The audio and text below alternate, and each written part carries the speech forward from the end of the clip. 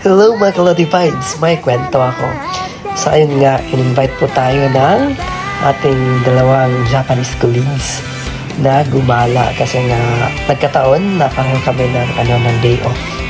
No, so actually gusto sana nilang mag-teach picking sa Tochigi, Tochigi, Japan. Kaya lang, nung pinuntahan namin yung site, wala na, ubos na yung pitch. So parang nahuli kami sa season, ganon. Kaya nangyari, naghanap lang kami ng ibang spot and dito kami nakapunta sa para siyang traveler's spot, stopover. So dito sa Romanchiku Machi, ganon. So Utsunomiya pala to. Yes, Utsunomiya Tochigi. Ayun nga, dahil gutom na din, so naghahanap ng makainan.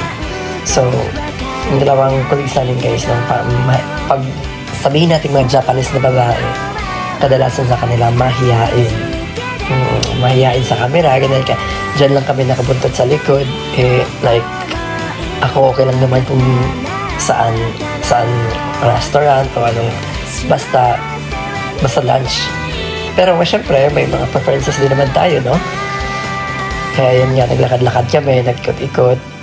And then, so, like, kasama ko nga pala dito yung tropa nating si Lowell, no? So, hanggang dyan lang talaga kami sa likod. And, ang ganda dito is like, maganda dito sa travel na to, syempre, pag in-invite ka namang hapon, kadalasan, like, libre yung syempre, sila na yung bahala, sila may sasakyan eh. Kaya ayun, turo-turo. Kaya maganda dito sa place na to sa Utsunomiya kasi malamig. Kahit summer siya, no? Pero medyo malamig pa rin ang hangin.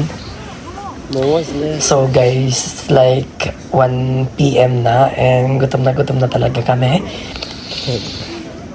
And yeah, so itong si colleague number 2, itong si Naka-Black ay hindi siya ito.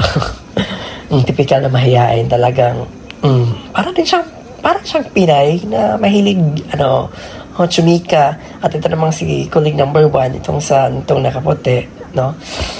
Siya yung opposite, talagang mahihain, halos hindi umiimik, ganon.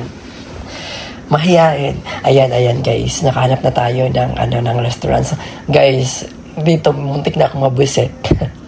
Kasi nga, parang hindi sila makapag-decide kung saan dito ba sa parang mga steak something dito.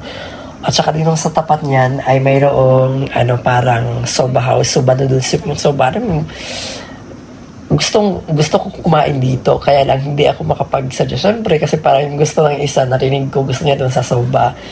Ayoko naman soba kasi parang hindi ko masyadong bet yung lasa ng soba kasi matabang.